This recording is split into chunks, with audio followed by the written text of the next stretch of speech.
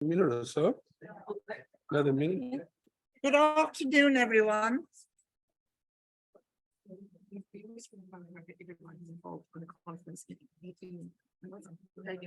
Okay. We've had a very rich morning, and it promises to be a continuing very rich afternoon. And this afternoon we have 3 speakers. So we'll have half an hour each, but they won't speak for half an hour. So there's time for a few questions after they speak.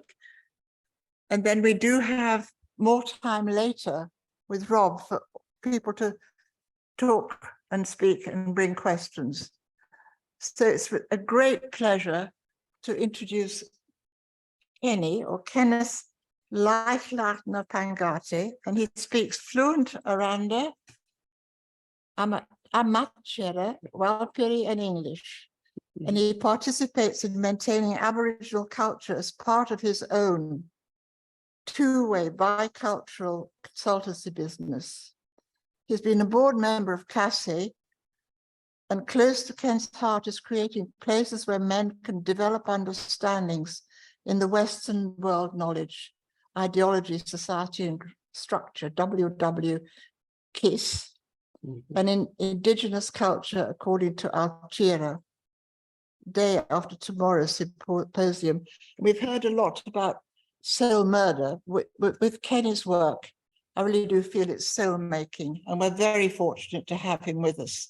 So thank you, Kenny. Thank you very much. Yeah.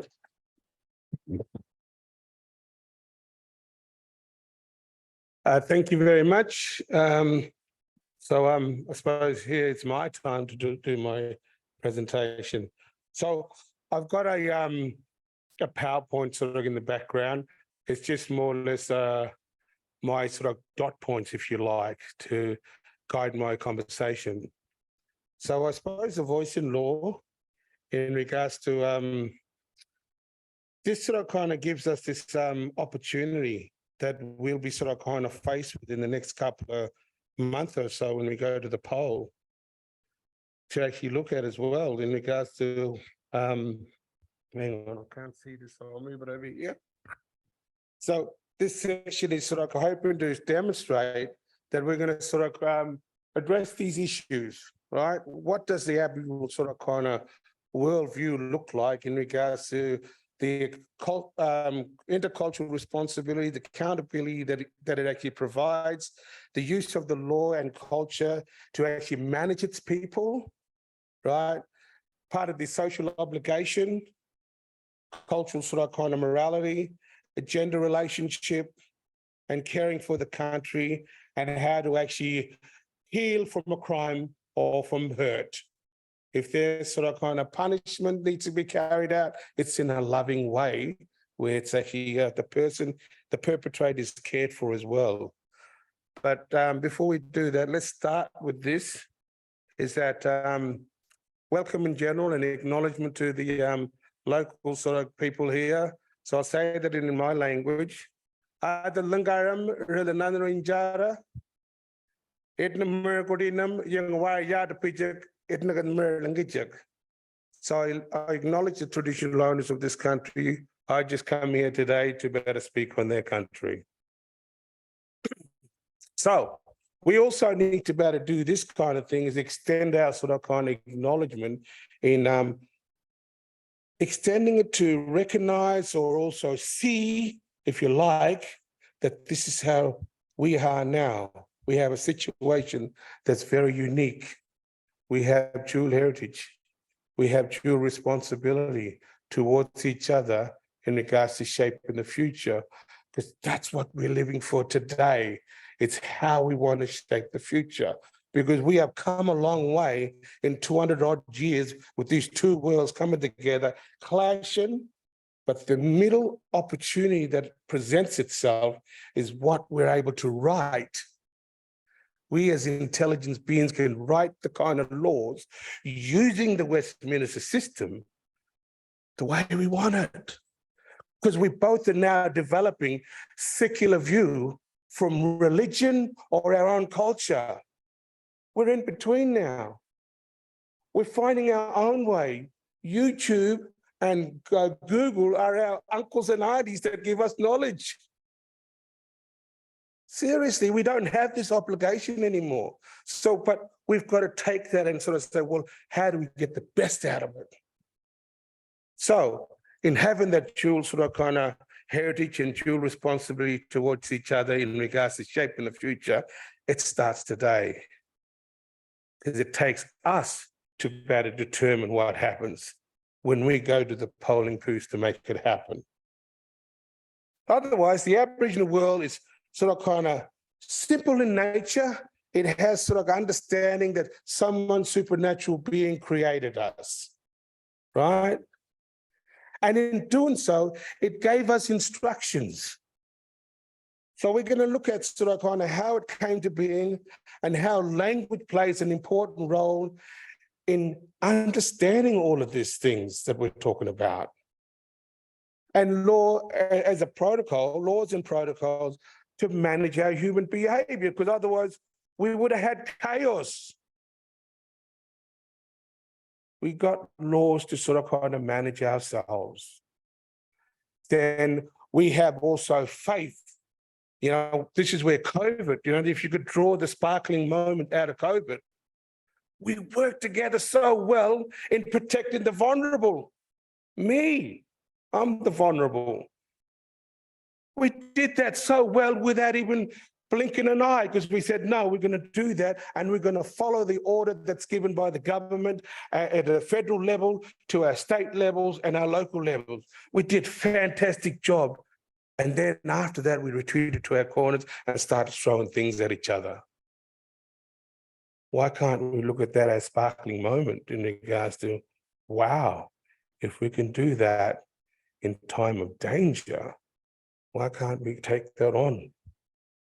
Because we realized that we've actually really had faith and trust in the whole system that we get governed under on all sides of the fence. Unbelievable. Okay, so the Aboriginal world, when they were sort of kind of nothing, I suppose, it all began and these common sort of signs were left. Sorry, there's a slide missing. Anyway, we'll go to this one. So in talking about this cultural morality, we have the sacred world, the actual human world, the family world, and the rules and laws world. All of this takes place on the environment. So the environment allows us to feel it each time we go and engage in it, right? And then there's evidence that we see in the environment when we actually go and see it. Because our understanding is that supernatural being, when they created the world, the topography and the geography of our world, it had a lot of energy. And having that lot of energy, it created the riverways, the lands, the hills, and all of those, and then got depleted of the energy. And when their energy sort of was depleted, they ascended in the sky, into the hills, and into these sort of kind of environments that we see, all these places that still resonate the energy. So, same thing. It sort of like leaves us with one sun, one moon, one star system, one whole landmass that we're all a part of. It's not rocket science, but our people knew that. So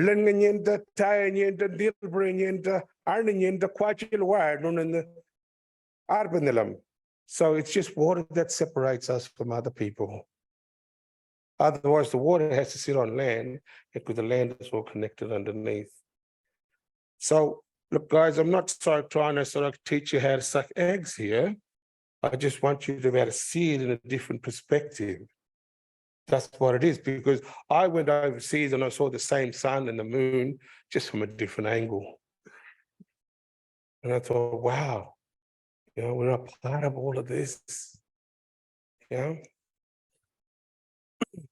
So after these sort of creatures that created the environment, they sort of kind of was depleted of energy and then went into these places, the trees, the rocks, the water holes, and the sacred sites that they're going to create.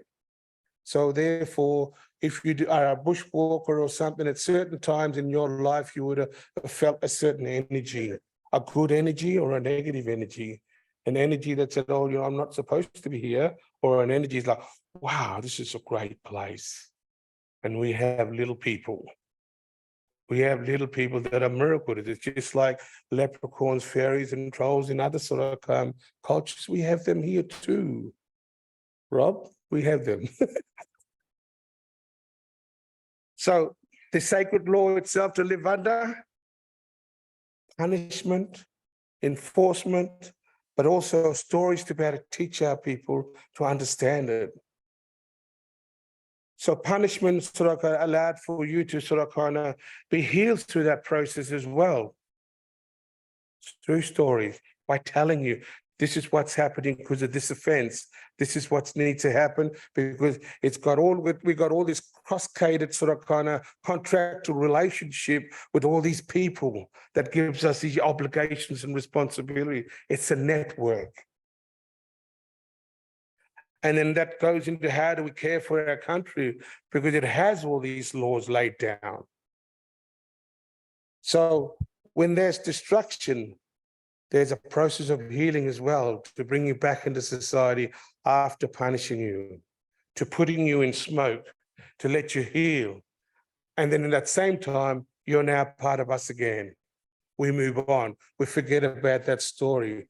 A lot of Aboriginal men that go to prison, unfortunately, can't even get a job because they've been into prison because we still hang that over their head.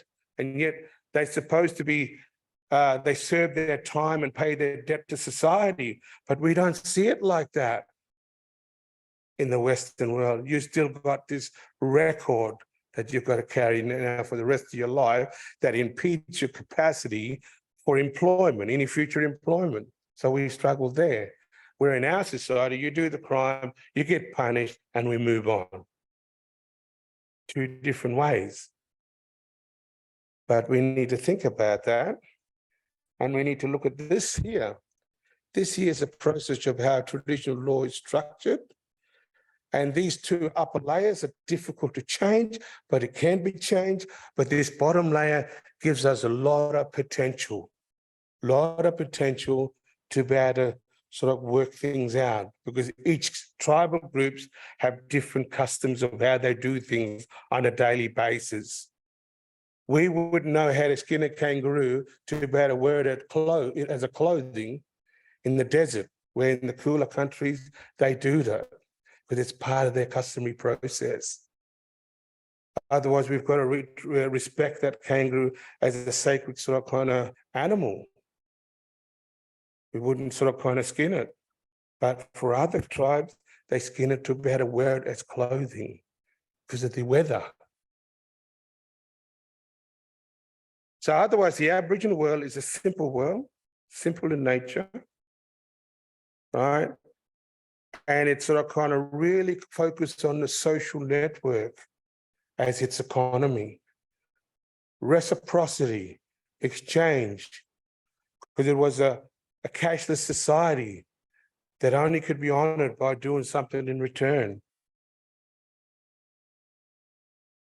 And now we're sort of kind of living in a complex society where we even have our own family sort of challenging the situation where I had my son and I said, oh, we're going to go back and go to ceremony again. And he said, Dad, you know what? Ceremony doesn't pay for me because I'm now an apprentice. I've got to pay my own sort of kind of tools, got to pay my accommodation and all of that. I don't have time to go and participate in ceremony. That sort of kind of cut me like a knife. And I could just imagine my dad rolling over in his grave to hear that from his own grandson saying that. Whoa, that was deep. But at the same time, we're also modern people, you know? So it's a human world. We've got to sort of kind of, how do we sort of understand our laws to govern our behavior? It's through our families. It's sort of kind of how we sort of link in with other people. And ceremony is the key. that allows us to understand all of this.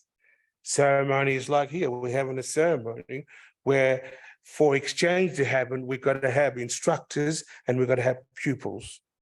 Otherwise, no ceremony takes place. Ceremony only happens when there's an exchange happening. Does that make sense? Cool. Yeah, that then allows for understanding to happen. So otherwise, we've got pictures of here, other people coming in from other tribes. And then law, hang on, it's just lined up, yes? Law was given to us by supernatural being as instructions. So if you've got a biblical understanding, Moses received the 10 commandments from God. Yeah, it's a stone tablet. We received stone tablets as well. And a lot of these stone tablets, you only got to go to the museums here and see them. They're instructions on how to behave. Thou shalt not covet your neighbor's wife, property, or things like that. That's written in. That's why we didn't really feud with our neighbors to take over their country, because you can't take over their country because all of their beings and essence of their little people are part of that country. So you couldn't go in there and then try to sort of kind of take up ownership of it. It wouldn't allow you to do it because you don't have the songs for it. You don't have the story for it. You don't have the dance for it to be able to perform the actual country. So therefore, people didn't conquer each other's neighboring tribal groups or languages. So that's why everything was being preset. And it's sort of kind of, this is just another way of showing how it allowed people to identify themselves, to understand who's who according to their mother's side, their father's side, and their obligations and responsibility to better do things. Right? All of this took place across this nation. Right? It really did. A lot of these song lines and all that crisscrossed over these sort of kind of areas. Hang on, the screen not working. All right, so here we go. So crisscrossed all over the country. And so you've got sort of, for instance, we have the wedge-tailed eagle that flew this way, went to sort of Port Lincoln area, and you could actually see the island from a particular angle, right? That's sort of kind of connecting people. We have butterflies that flew from Central Australia to the east side and to the Broome area. And so, you know, it's all connected. So this is just a few to sort of kind of connect people. So you have people in the Broome area that understand that they're the butterfly people and where the story comes from. It's a big network.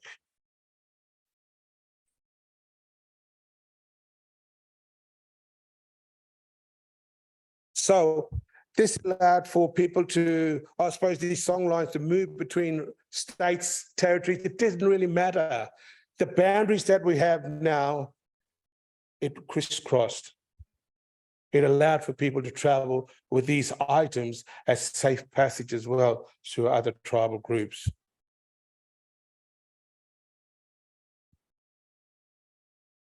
Then ceremony as a process, it allowed to people to understand it, because we've got to teach it. Teach its members to understand the process. And it done this through the process of ceremony, painting in general, dancing, because you dance a certain way. It's not just any freestyle movement. It's a certain way that you've got to move.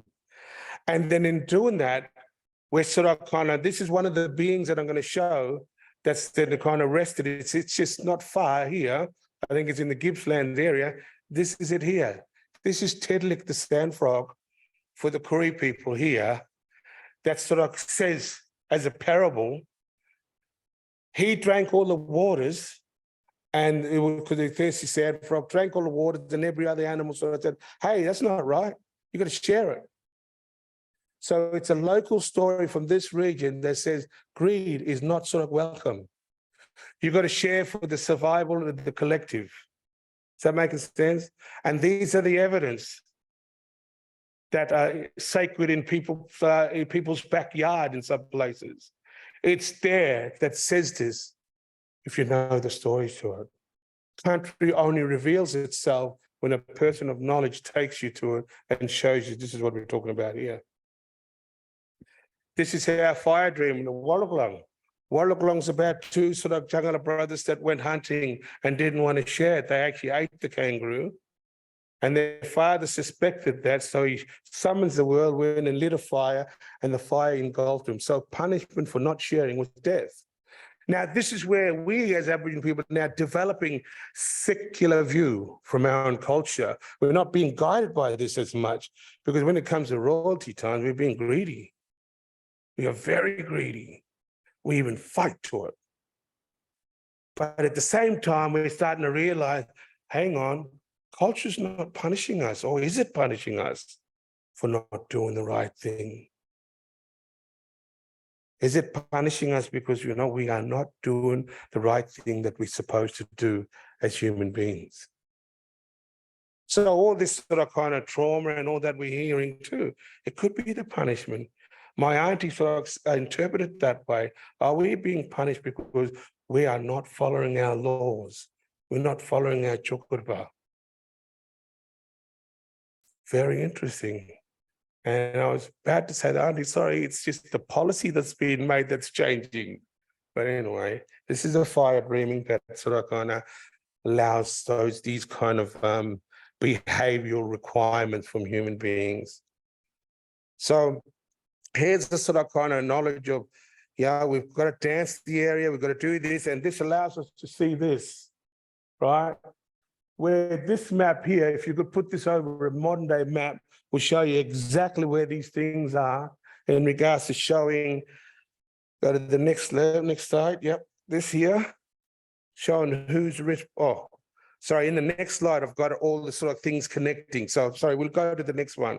So this here shows us, look, in order to be able to survive, you had to know how to go from water source to water source, but it had to teach you in a way that if you behave the right way, it gave you knowledge on how to survive. Because if you were destructive in your nature and all of that, it actually left you outside without teaching you. Because our knowledge is shared by you being responsible. If you're responsible, you are then given certain knowledge and privileges. If you aren't responsible, you're not given knowledge. And unfortunately, that's the negative side of it. You won't last long. Without how to get water, you won't survive. Without how to make a spear to be able to hunt a kangaroo, you won't survive. So therefore, it rewarded good behavior to its sort of kind of members if they showed it as well. So our elders were really well cared for. Today, we're struggling to sort of care for our elders. We unfortunately lock them up in old timers' home. We just don't have the capacity sometimes to look after them. Sad, but it's happening. It's kind of like a modern phenomenon at the moment. So we went through this process. This is whereby everything being connected, this is why we don't have these words, seriously. We don't have these words in our vocabulary. Oh, there it is. Yeah, we don't have them. Thank you, please excuse me. But these are the social cues that actually engages you in the Western world. If you don't understand them, it's going to isolate you, isn't it? Yes? Because you'd be referred to as an anthropological term, myol. And people say this too, I'm myol for that one. I don't know that, but it's just the way we teach this. What's the magic word instead of actually teaching the contents behind it? What's the meaning behind it? And a lot of people have worked in Aboriginal organisations may not have heard this unless we've actually explained it.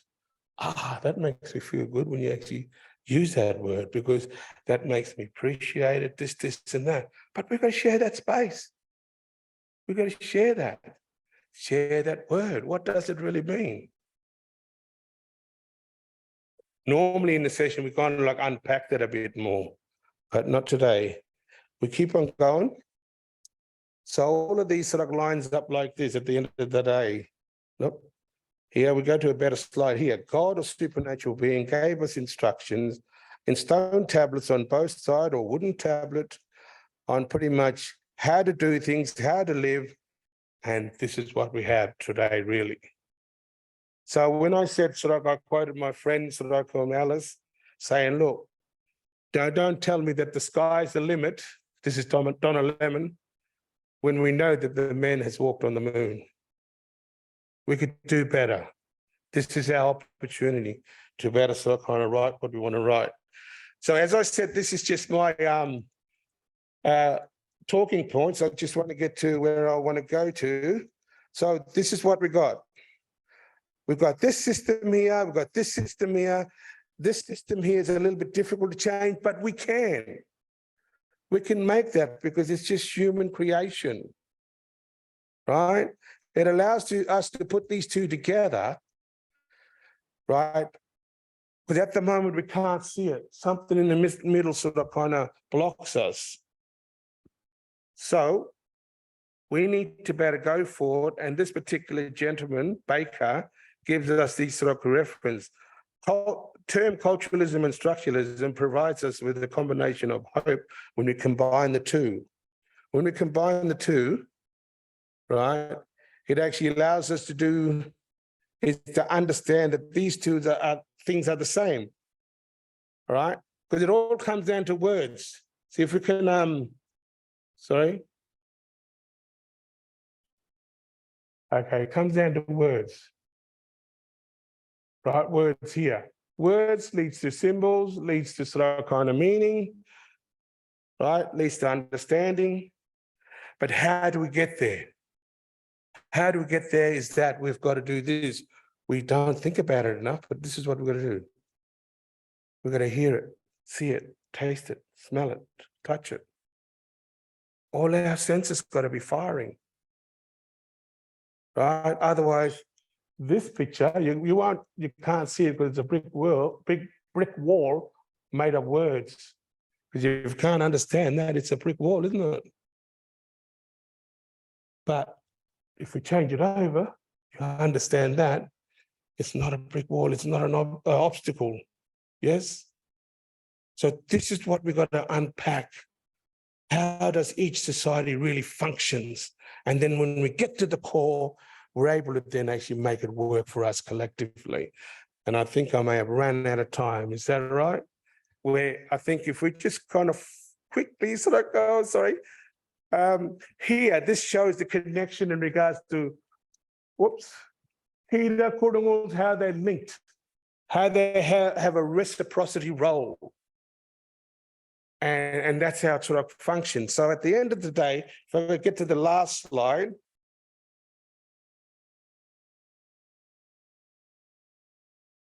we did some fantastic stuff as people. It's these two worlds coming together like this. These are kind of people that came out from the desert just recently. Well, this is Michi, the lady that was grandmother in the Samson and Delilah, the movie that was created. That's her in 75 to 99. This is the kids that came out in 1984, when the last lot of desert people walked in. And this is them in 2004. Oh, sorry, that was quick. And this is the Challenger, with the first female teacher on board exploding. That's only 2 years after they came in. So what we have is a scenario. We've got people on this side landing on the moon, taking pictures of Earth, people on this side of the moon, still marveling at whoever created this world. And yet we've come a long way. We are catapulted to the middle. We can go to a hole in the wall, punch a few numbers to get money out. And now you can do Uber and everything like that by the phone. Incredible. We are all part of this society. But we weren't taught, we're just stumbling through it. But if we get taught, wow, we can be amazing. We can land on the moon. So this is the Challenger that exploded. That's only 30 odd years ago, 39. That's within our lifetime. Incredible thing happened. Seven sisters, all right, sorry.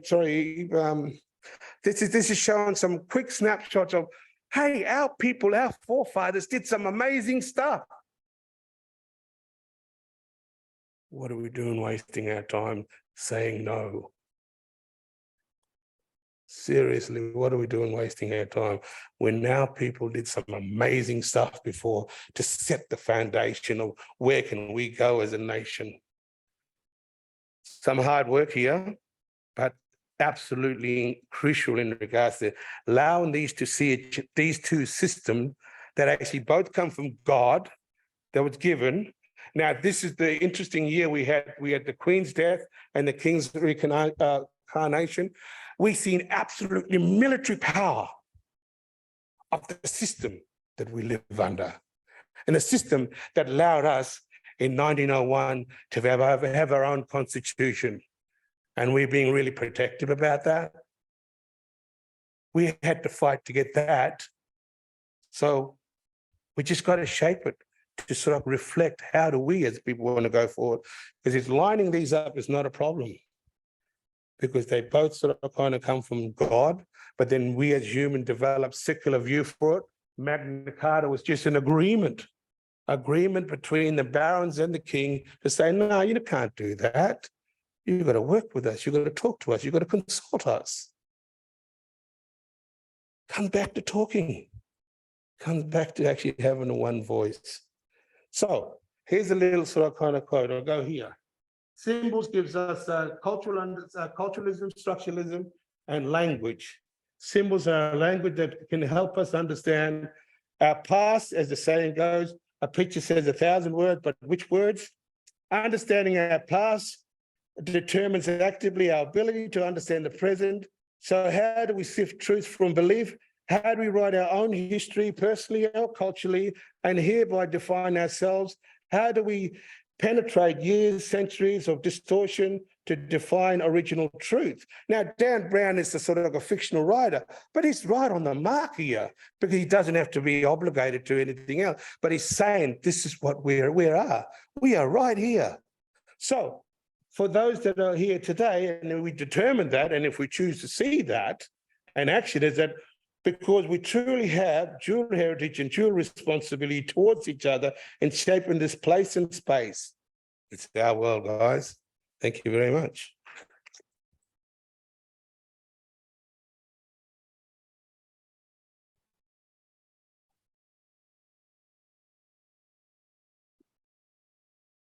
I think the little times. Yes, sorry. Kenny could have spoken for hours, and we're just lucky to have him for the time we've got, and we've got question time later. Yeah. Because we really haven't got time for questions now.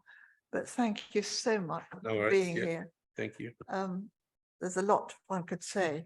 Yeah. So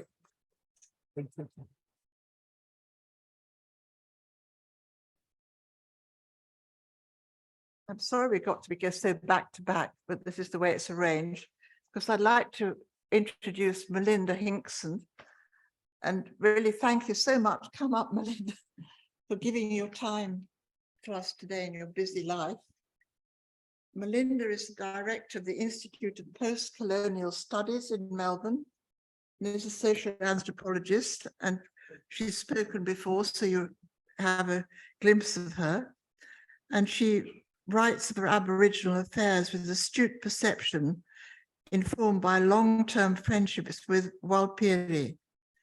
And in March 2023, she presented expert advice to the Kumanjayo Walker Coronial Inquiry, exposing the background histories of progressive erosion of Warlpiri community control over youth and local affairs, highlighting the contrast between Warlpiri culture and Australian notions of responsibility, law and justice.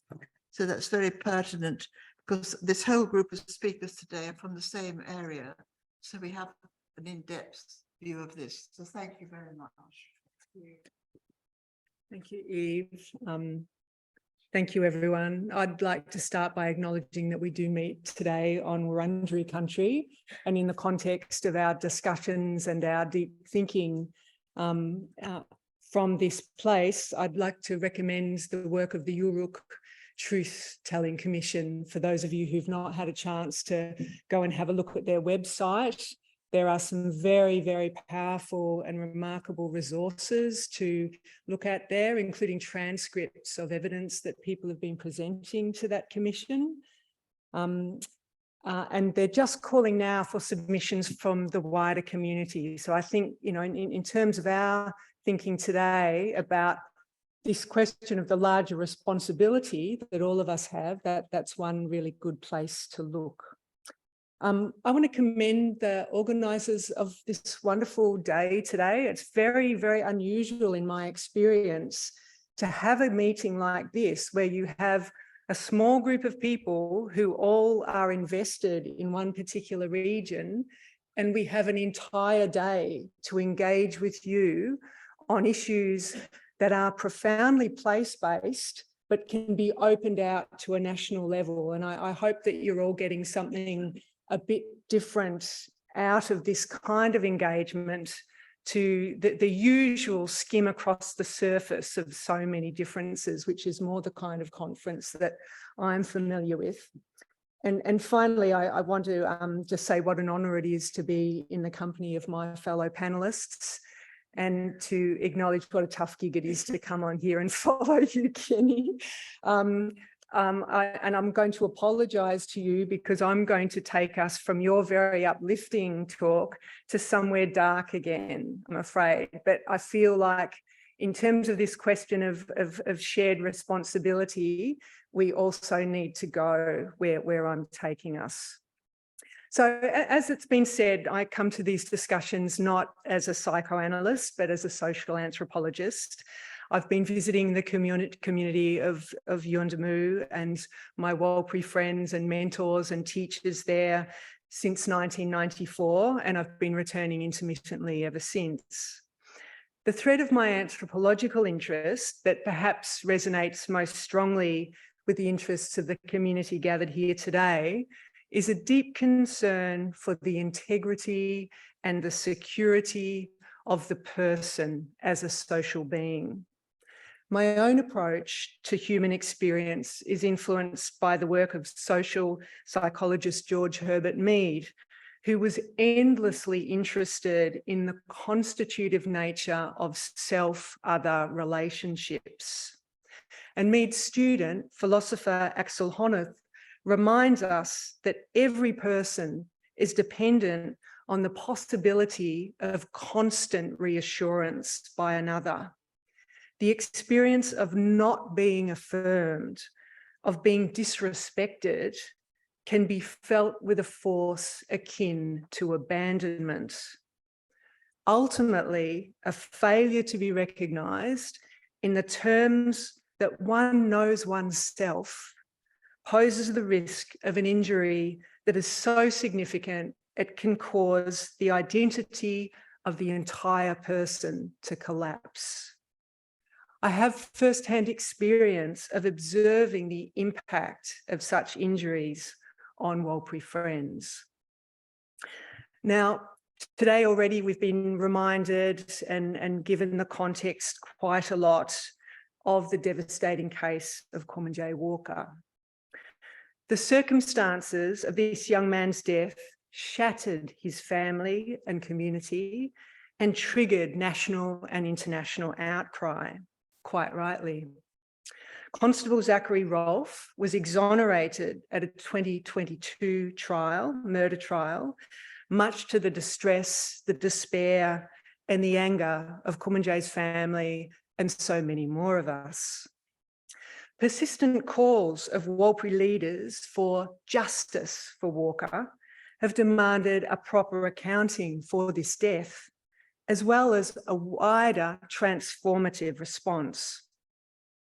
Now, the inquest into this death came somewhat unusually after the murder trial. Thus far, it has run in interrupted sittings for more than 3 months, also very unusual for a case of this kind. The inquest was framed at the outset to address questions the murder trial left unanswered. Its terms of investigation were unusually wide-ranging.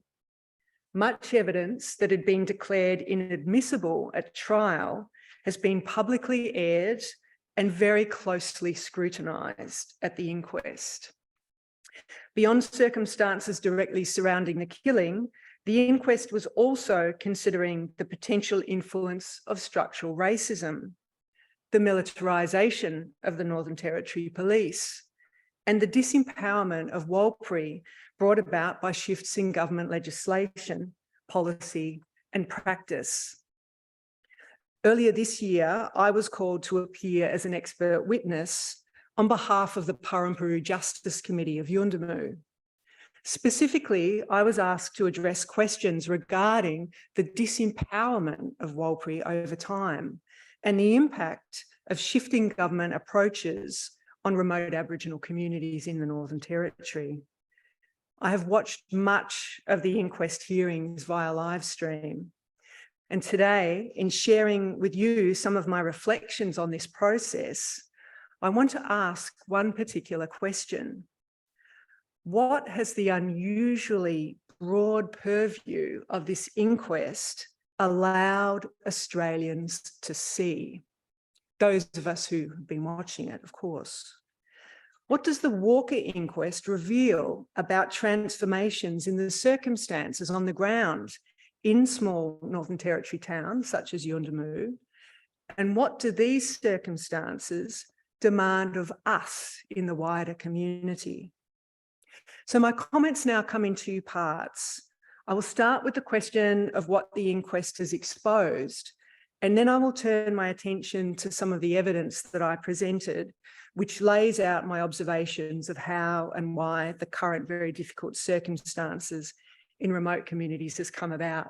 Now, I'll be necessarily brief, but if anyone is actually interested, the inquest has a very, very good website, and you can go and you can access my full expert report there, as well as the transcript of the evidence I presented to the court on that website.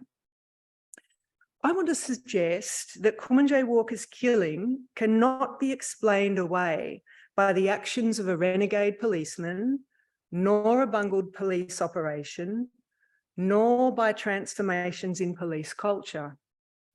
In order to understand what took place at Yuendamu on 9th of November 2019, it is necessary to look more widely, to explore the workings of a creeping and dispersed cultural attitude. Now, this attitude structures and extends beyond relationships between Warlpiri and the police directly implicated in Kumanjayi's death. It is an attitude that currently threads through policing, through the delivery of resources, through the governance of these small communities in the Northern Territory. And ultimately, I want to suggest this attitude also orients and implicates those of us living elsewhere and those who reside in that place in particular ways. It's an attitude whose key ingredient is distance. Today, distance is not simply a feature of relationships between people living in remote towns and those of us living in urban centres. Distance has been exposed at the Walker inquest as a bleak and entrenched element of relationships between people who live and work alongside each other in this particular town. Distance and distrust between Warlpiri and police, clinic staff, and other service providers have emerged as disturbing and persistent themes. Lines of questioning at the inquest have attempted to prise open a view of the larger social world that could explain why, on the night Kumanjayi was shot, police would barricade themselves inside the police station, refuse to communicate, and undertake an elaborate deception of the fatally injured man's relatives and community leaders and their own Aboriginal community police colleague, all of whom were anxiously assembled outside. Some of the most chilling elements of Warlpiri testimony have centred not upon the shooting per se, but on the attitudes towards them that were exposed by the shooting and its aftermath. Warlpiri witnesses gave deeply upsetting accounts of how they were made to feel utterly disregarded, disrespected, and accordingly scared and fearful of what might occur next on the night of that shooting. Thus, as Warlpiri gathered together out the front of the police station that night, they also filmed themselves gathered together as they waited anxiously in dismay and disbelief at police refusing to communicate with them. They filmed themselves to ensure they had a truthful record that could prove the people assembled were calm and composed in the face of such refusal. Without such recordings, they knew no one would believe them. No one would believe they had remained calm. At the darkest end of the distanced attitude lies fear. The sergeant in charge of Yuendumu Police Station gave evidence that her first reaction on hearing that Kumanjayi had been shot was fear. She was extremely scared of what would happen next, and she was especially concerned for the security of the police compound. When fear is dispersed and becomes entrenched, it has the effect of closing down interpersonal and cross-cultural interactions. Fear confirms its own presumptions. Fear begets more fear. On the day of Kumanjayi's shooting, the Yuendumu clinic staff had fled the town. They too were fearful. They were fearful for their safety following a series of break-ins at their accommodation. In an examination of the circumstances leading up to their departure, the inquest heard that clinic staff had created a separate social world unto themselves. Clinic staff reported that they only ever socialised with each other. Nurses told the coroner they always travelled the small distance between their bunkered accommodation and the health clinic by car. It was, one nurse told the inquest, not safe to walk around the town.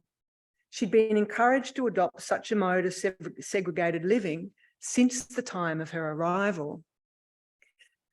Now, in the mid-1990s, I spent just short of 2 years living at Yuendumu while undertaking research towards my doctorate. That research was influenced by the determined efforts I observed being made towards the production of a dynamic intercultural community at that time, something that we've heard a lot about this morning in the earlier presentations. And this intercultural community was grounded in distinctive forms of what gets spoken about as two ways cooperation, being pursued by Yapa and Karia, by Warlpiri and white settler Australians and others working together. The work was often difficult, often frustrating, but it was also rewarding and at times exhilarating. It was a place that felt full of future-focused promise. The Yuendumu we glimpsed through the eyes of police, nurses, bureaucrats and service providers called to account for the events surrounding the death of Kumanjayi Walker bears no resemblance to the place I was welcomed into nearly 3 decades ago. These changes have not come about overnight. Across the intervening years, and particularly from 1997, the character of many remote townships in the Northern Territory has significantly shifted. So how and why has this come about? The answer lies in a conjunction of changing government policy and wider public attitude to small Aboriginal towns, as well in Aboriginal people's own responses to those changes. A longer view reveals a constellation of intractable challenges in housing, in employment, in meaningful productive activity, in chronic health conditions, substance abuse, premature deaths, and financial and emotional and demographic consequences associated with all of that. These challenges mark the distance the gap, if you like, that a string of governments has promised and failed to close at the national level, let alone in remote regions, between the wellbeing indicators of mainstream and Aboriginal Australia. Attitudes of fear and profound disregard marks the character of a lot of what occurred across the Australian continent in the early brutal years of colonial invasion. It's a vital ingredient to the othering that enables one person to kill another and that rationalises the dispossession and the destruction of entire societies in the name of Western progress. On Warlpiri country, this process acquired purposeful intent in the 1920s and was felt most profoundly with the granting of a pastoral lease over Pikili, attractive land of great cultural significance, which contains the only precious permanent water source throughout the vast Tanami Desert. From then on, Warlpiri were brutally excluded from the life-giving springs and from conducting ceremonies at their sacred places. These are places of water serpents, of serpents in these springs, again, connecting back to Craig's work and that very, very compelling image he left us with this morning. And from the nourishment those places and those people had previously sought in the surrounding lush hunting grounds. Now, there's a tendency to read such horrors of the past as if they can be slotted into a bygone colonial era. But the exclusion of Warlpiri from Pikili has continued to the present, despite the granting of non-exclusive native title over that area. Warlpiri fear of 3 generations of Breitling men was reproduced across the 20th and into the 21st centuries. A more optimistic view was prized open from the early 1970s until the mid-1990s, promising different possibilities for the Northern Territory, for Aboriginal people wishing to re-establish customary ways of living, for new forms of community development, as well as for differently figured relationships with wider Australia. Structural distance was breached in significant ways during that period. So what caused things to be set on another track? Well, from the election of the Howard government in 1996, residents of small Aboriginal towns have experienced transformations resulting in their profound disempowerment and the deliberate withdrawal of institutionally recognised forms of authority over their communities. On election, Prime Minister Howard made clear his intention to introduce major changes in Indigenous affairs. The new government identified priorities as accountability, improving outcomes in key areas, and promoting economic independence. In 2004, Prime Minister Howard declared Aboriginal self-representation had been a failed experiment and committed his government to disbanding the Aboriginal and Torres Strait Islander Commission and mainstreaming the governance of Indigenous Australians. In 2007, following the tabling of the Little Children Are Sacred report, the federal government launched the Northern Territory Emergency Response, otherwise known as the Northern Territory Intervention. Now, the stated purpose, as many of us will remember, was respond to a so-called national emergency in respect of child sexual assault and the need to protect vulnerable women and children. In actuality, a raft of legislative measures was introduced that intervened in many areas of Aboriginal people's lives well beyond the stated purpose of the intervention. These included compulsory income management, the compulsory takeover by the Commonwealth of towns on Aboriginal-owned land for 5 years, the removal from traditional owners of recognition of their authority over their lands through the administration of a permit system that had previously been in place, the prohibition of judges from taking the administration of customary law into account when determining sentences, an increased police presence and the granting to police of new discretionary powers to enter houses without warrant, the introduction of compulsory school attendance with fines imposed on parents of absentee children, and the abolition of the Community Development Employment Project Scheme, historically the most successful income support program for remote communities. A year after all of this legislation was introduced, the Northern Territory government passed legislation to abolish community government councils and to amalgamate these jurisdictions into 8 massive centralised shires.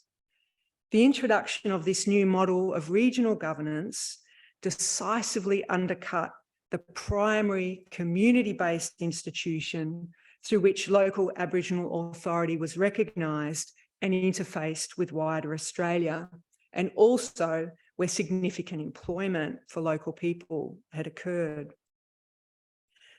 Since 2007, I have observed heightened levels of shame, of frustration, and demoralisation experienced by Warlpiri friends as they've been compelled to navigate and respond to this new policy landscape and the accompanying social attitudes that have allowed that policy to go forward.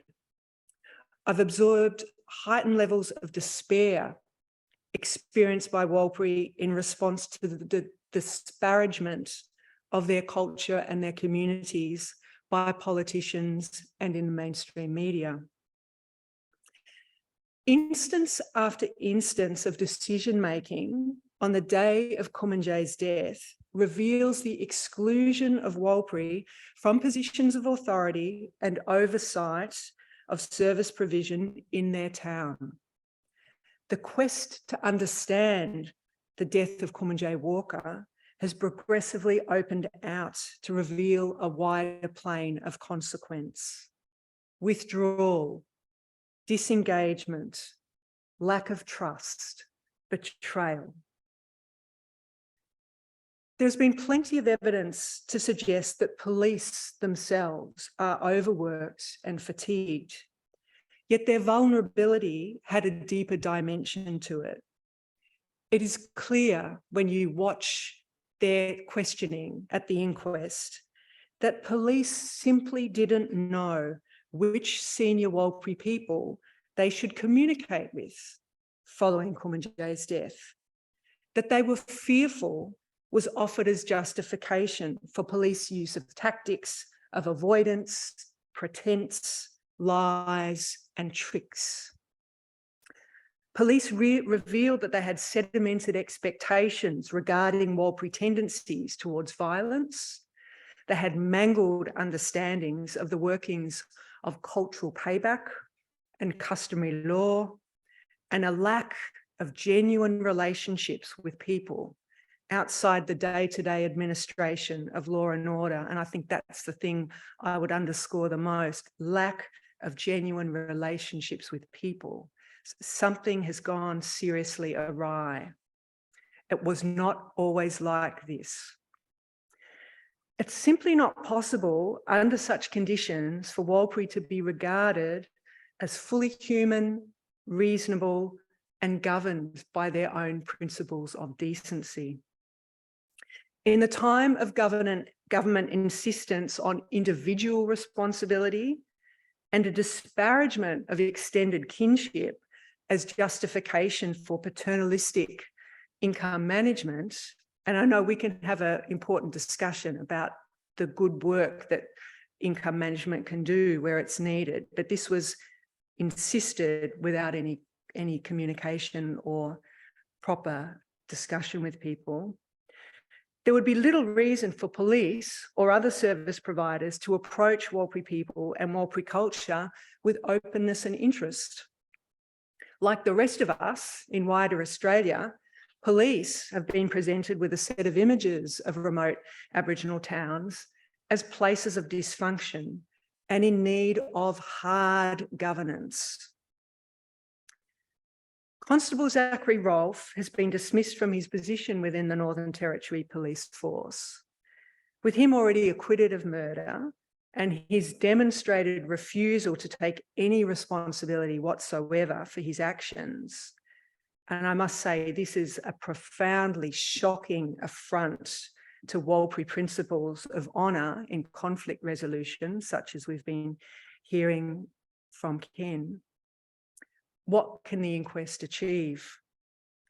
The powers of the coroner are restricted to reporting and making recommendations.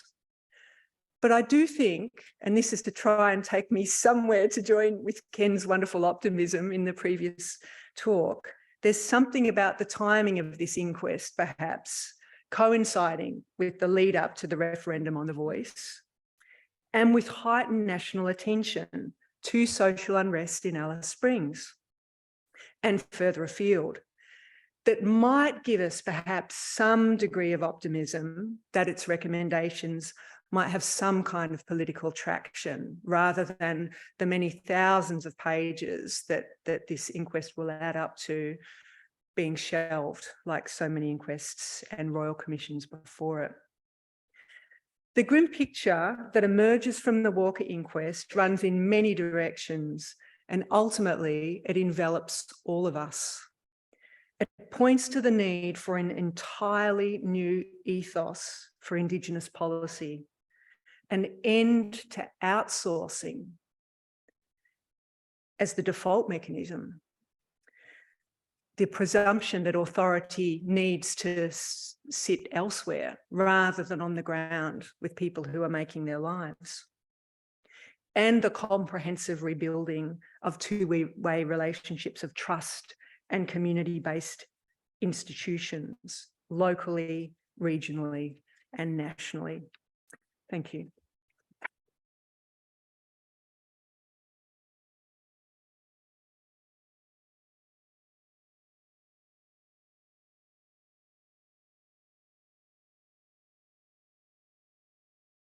Thank you very much.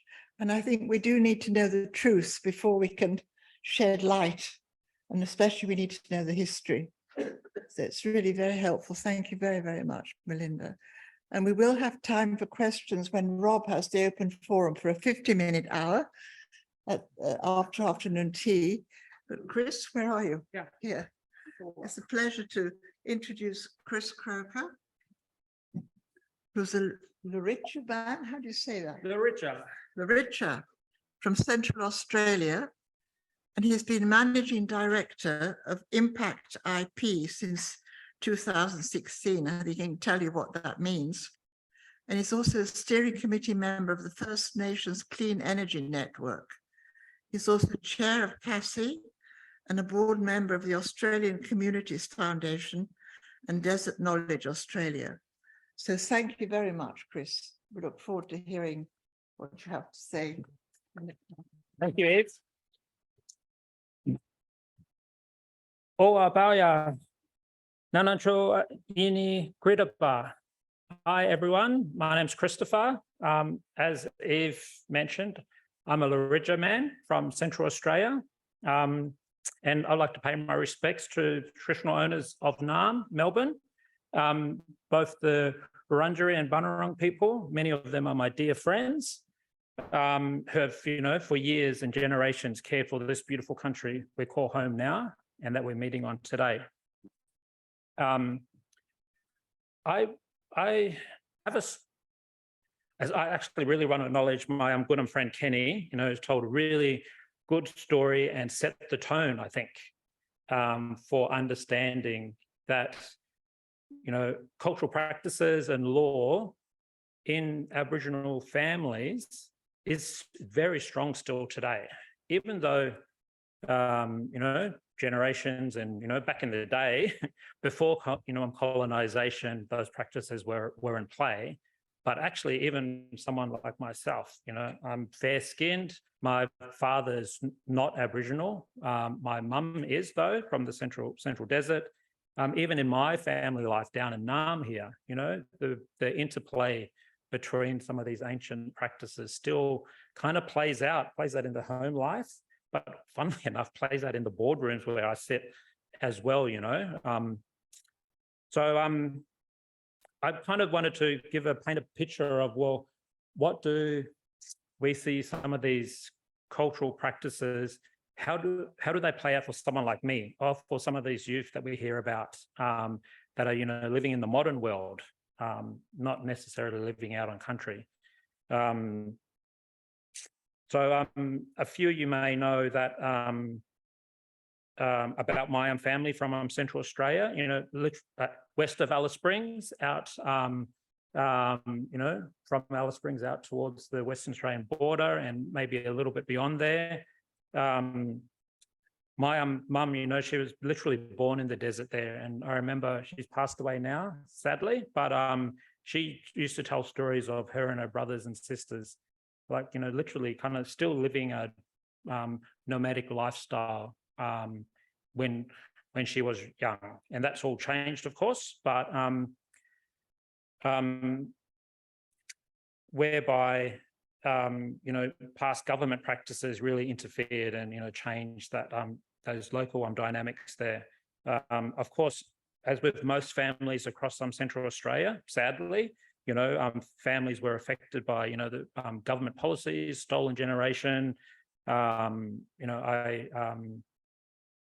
my mum was, you know, like removed from her family, sent away. Likewise, then my mum had children removed from her.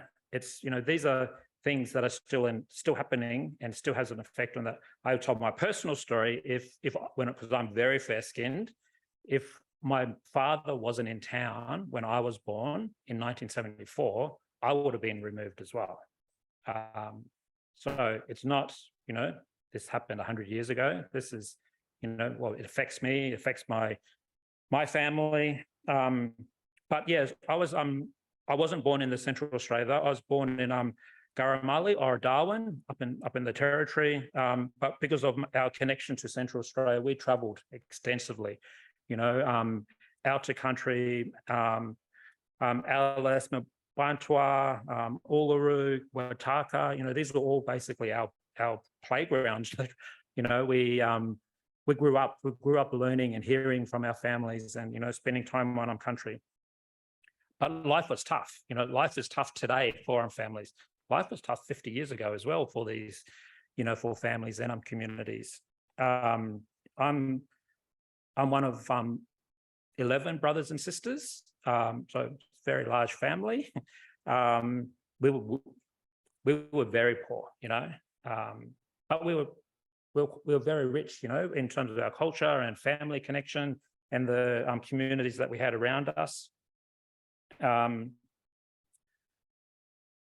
Maybe because where I was born in Darwin rather than down in Central Australia, so I wasn't initiated. I'm not too sure why, but whether it was the timing was never quite worked out, or the fact that my father's is non-Aboriginal, or actually just that my mum was afraid. You know, she had children removed from her. She was maybe afraid that, you know, I would be removed as well. So I can only talk from my own personal story and how I see it playing out, and potentially some of the work that I know my good friend Pamela mentioned earlier around the work that Cassie is doing with supporting, you know, young men and youth and adults in and around the central and western desert region of the Territory. Because I think some of the challenges that I personally face is also the youth today are also facing as well, 50 years later. But I would like to just say, normally I don't like sharing my personal stories and talking about you know, who I am. I'm happy to talk about numbers and investment strategies or business if you want to hear about that. I joked to my wife last night when I was preparing my speech. We're thinking about taking my children across to Disneyland, and so we're looking at whether we're going to buy into this Disney Vacation Club. And being an investment person, I actually wrote up the like investment return on investing in a Disney Vacation Club hotel. I could have presented about that, but here I'm talking about my personal life and how this, complex world of, social obligations and this interplay with the modern world is actually affecting us today. As a kid, we spend a lot of time, with our family, playing football, hunting, gathering, walking the streets. And I think the kids today that we hear about in the news, they also are experiencing some of these things as well. They don't feel safe. I didn't feel safe at home. They are looking for a sense of identity in this, changing world. I was looking for a sense of identity when I was a kid. We walked the streets, we hung out with, my brothers and sisters and family. We played footy. We couldn't really afford balls and stuff like that. So we would kick, empty cans down the roads and stones and all of these crazy things. But it was pretty fun, it kept us busy. When we'd be kicking stones, sometimes we would, accidentally, maybe not too accidentally, kick them at lights or passing cars and get into trouble, I guess. And I think, it's a lot of parallels with the kids today. But I was told there's a little bit of a difference. If I wasn't home when it was time to prepare dinner, there would be like problems because it was my obligation to make sure that, there was food on the table for my brothers and sisters. And so if we didn't do that, then, we would be not fulfilling our own obligations. Likewise, they had other obligations as well. So we worked together. With my family, the Larija, Pinjarra people from the Central Desert, even today, I think, we are highly traditional. Even if I say me down in Melbourne here, down in Naarm, there's these beliefs and practices that, played out generations ago. I think they still play out today. In the territory, with our families there, some would say that we were very, very fortunate. We have homelands, we have land ownership, we have native title. I can't imagine how much land is actually held by Aboriginal groups, by my extended family. We talk about the three big former pastoralists that are now owned by communities: Tempe Downs, Middleton Ponds, Angus Downs. If I added those up, it would be something ridiculous. 25,000 square kilometres, roughly 10%, 20% the size of Victoria. It's a massive amount of land that we have cultural and personal responsibility for. But coming from that, there's no employment. Like we heard about the Warlpiri situation, where actually services and jobs and have been removed from these communities. That's happened for my family as well. So when I look across all of that land and many little Aboriginal towns, we only have 3 single-room classrooms. We have 1 health clinic with only a visiting doctor. But we have 2 police stations.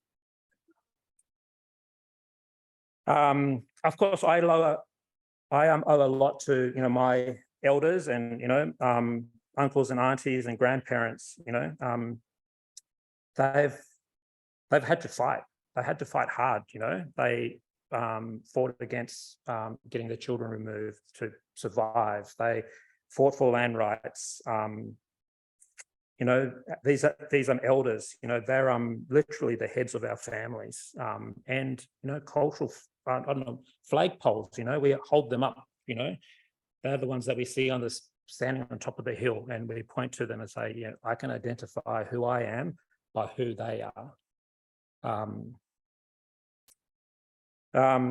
They did a lot, of course, during the 50s, 60s, 70s, a lot of rights, a lot of fights. Of course, the previous referendum recognised Aboriginal people as, basically, citizens in Australia. But I ask, and maybe the children today are asking, well, what's left for them? The fight's already been won. Can they ever stand up or be in the shadow of these, cultural elders?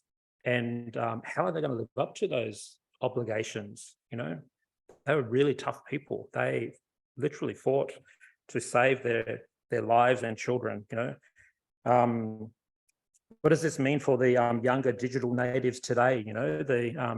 The children born in the last decade or so. How can they possibly live up to those ambitions and achievements of our cultural elders? It's going to be tough. It is tough. I'd like to tell you a little bit of a story, and it's a personal story. And I'm a little bit afraid to own up to, because I actually had a little bit of a role in it. Inattentional. I gave my sister, my cousin, she's like, because we have the same mothers. My cousin's mother is sisters to my mother, so culturally we're sisters and brothers. I gave my sister and her granddaughter some money to take one of my uncles out to country over the last Christmas holidays. Kids are off from school. There's annual leave for the families that are working. Go back to country. We love doing it. They live in a little homeland community. Must be about like 20, 30 people live there permanently. There's no work, except for cultural work, caring for country, caring for each other. It's a dry community, so part of the legislation is an enforced dry community, so no drinking of alcohol, and the elders have actually put that in place as well. So it's agreeable. It's really good. Anyway, my granddaughter and her partner, younger, in the 20s, 30s, probably 20-year-olds, I guess, they ended up drinking. Even though it was a dry community, they had snuck some alcohol in, With drinking, they ended up fighting. Domestic violence, one strikes the other strikes back, carries on and on. Anyway, leads to a stabbing. There's retaliation. My granddaughter's partner, fights back. My granddaughter's sister wants to stop the fighting, so she intervenes. The partner accidentally or purposely strikes my granddaughter's sister. While my granddaughter was somewhat okay with putting up with the situation, she's not okay seeing her sister get hit. It's her responsibility to look after her sister. And hearing this little bit of talk around, the psychological separation between self and others, it's kind of like plays, I think, I'm not a psychologist by any measure, but it's kind of like that stepping stone, my granddaughter was not happy, but okay with her situation. But as soon as it stepped across into interfering with her sister's identity, she took matters further. She got a hunting rifle and shot her partner. Not fatally, but it was serious. My partner thought that it was reasonable, though. Her partner thought it was reasonable. He had overstepped. He had it coming to him. So he was happy the situation was taken care of. He wasn't going to do anything about it. He's been punished for his wrongdoings. However, the sister of the partner wasn't happy. She calls the police.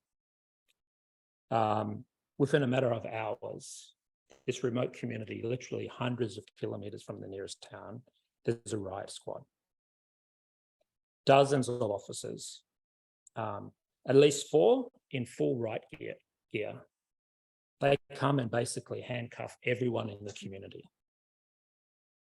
even their elders. Children are locked up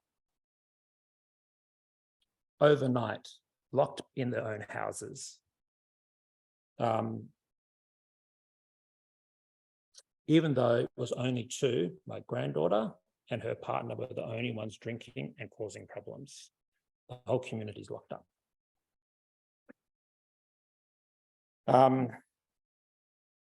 Anyway, charges have been pressed. The partner didn't want to press some charges. My granddaughter didn't press charges, but the police, because it involves a shooting, the police somehow pressed charges, and my granddaughter's still in jail, waiting her bail hearing 6 months later. Why do I tell the story? I think it was, of course, it's an example of, a serious problem. That's really emerging in the case of, children, young Aboriginal adults. How can these things happen today in this modern world? Kenny painted the fantastic picture. I'm a former engineer.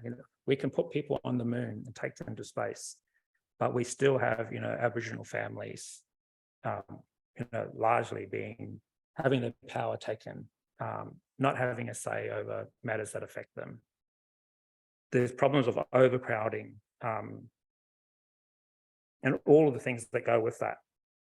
This modern world, it seems to be bringing the worst of worlds, making them really play out together.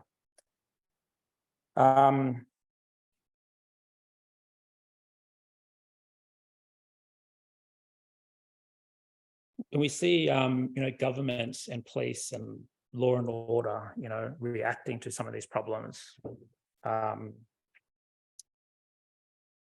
They potentially overreact. Some of the issues that we see about on the media of, kids walking the streets. I was one of those kids. Things have changed. I can't really point what's unchanged. Maybe it's a lack of understanding, lack of acceptance, or even just that our children have become smarter. They are living in this modern world more than the traditional world. Or they get enticed by motor cars and things that they don't have, and it leads to problems. One of the things that I always see, and in our work at Adam Cassie, a lot of the kids that we see in the detention centres, they're bloody fantastic kids. I would adopt them. I would take them home. They just need, a bit of support, a bit of loving, a sense of identity that they can be proud of, that other people are proud of.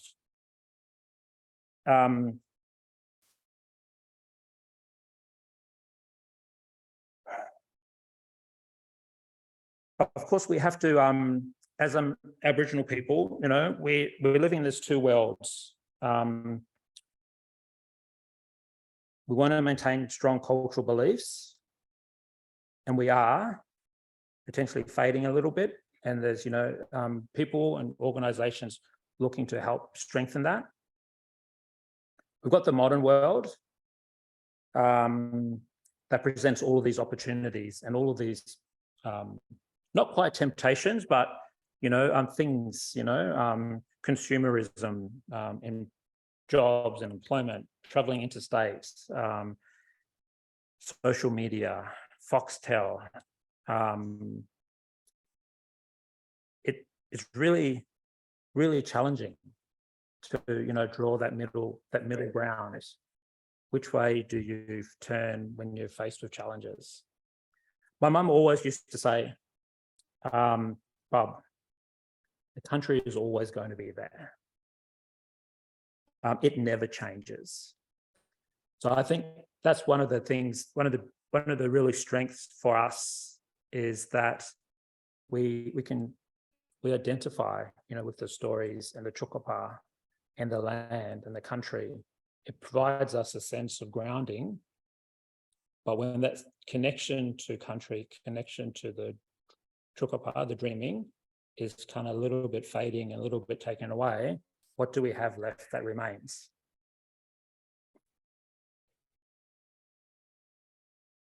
One of the major consequences of for Aboriginal people of the Western intervention, of course, has been the destruction of these old certainties, these social norms that were in place, and still play out today, even for someone like me, sitting in the boardrooms and meeting officers and talking about investment strategies down in Melbourne here. It is the destruction of these old uncertainties, and that's causing a lot of confusion. How do we deal with these problems? What about the behavior of children today? I say, I was one of those children, one of those child 50 years ago. Traditionally, our social norms and practices, of course, prepared children for life. But maybe even in my own personal situation, children were given a lot of freedom. There was not really the fear of children getting lost, except for the very young, because the land was safe, and we had large kinship groups that cared for the children. In this situation, children were socialized into a life of considerable freedom. Children had fun. They largely looked after each other and looked after them themselves. And I think that's my own personal point of view. Our Jukurrpa authority never really conceived of, using authority to control children. It was more concerned with the world of adults and their relationships with each other and to the land, or to the Jukurrpa and supernatural beings. Children could largely do entirely as they please, from what I've seen. There was a real sense in which they were somewhat incidental to the real concerns, the adult concerns, and the politics of society, and all of which was focused on the adult domain, the adult life. Children were, as it is now, held in the shadows. I was literally told, sit down and shut up. Children are being told that today, until it was your turn to participate as an adult. In modern towns and homelands, however, children have been able to generate a new life, largely independent of these traditional social norms. Television, social media have built new and rapidly expanded communities. Kids on Facebook, on TikTok, they identify with who they have in their friendship group. Most of them, they haven't even met, but they feel more connected to the strangers or these figures on a screen than actually their families.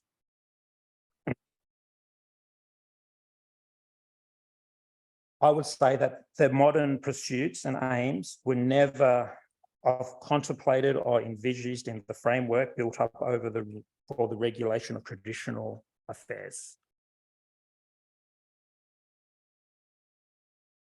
My parents and my parents' generations were forced through a rapid change where these old practices and values were turned on their head. Even when in my own personal situation, I always saw that it was actually the older children. They weren't quite adults, but they had a responsibility for the younger generation or their friends, that they were actually the first to suffer. We see this playing out still today.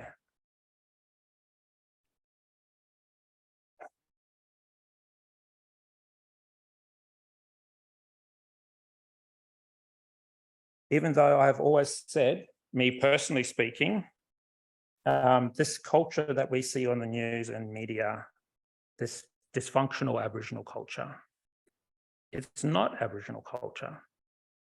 It's just dysfunction.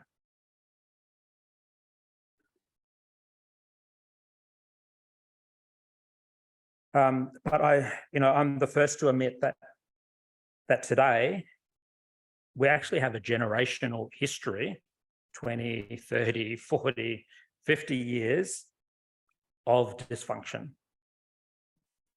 Car stealing, vandalism, housebreaking and larceny, offensive behaviour, that's been passed on from parent to children to the next generation. But in most part, as I said, these kids that we work with, they're lovely kids. Just been a little bit of, wrong way steered. And they're stigmatized as bad kids. Of course, then that becomes a self-fulfilling prophecy. We tell them that they're bad. They hear that they're bad. They start being bad. Even if they weren't bad in the first place, everyone expects them to be bad.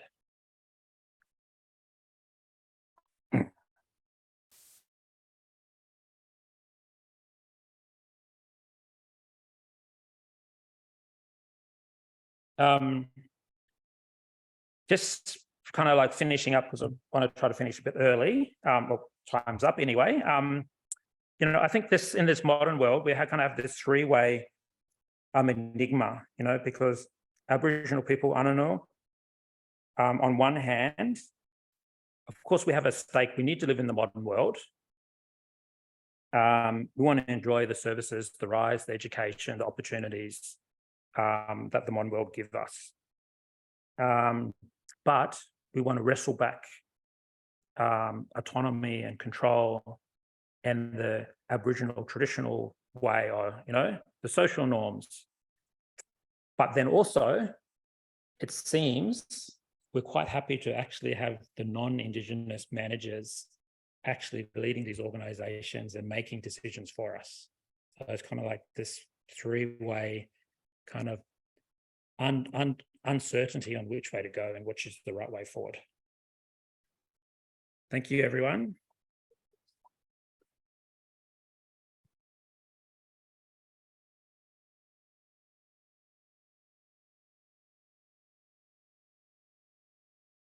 Thank you very much, Chris, for really presenting the dilemma with such reality, and the dilemma between consumerism, materialism, and perhaps a different dream time, because perhaps what we all need is a new dream time.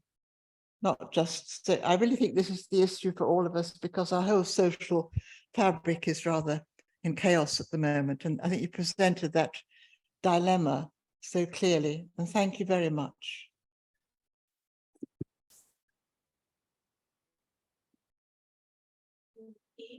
Then if I continue to have questions that come in your class now, also about the whole day, particularly about Penny and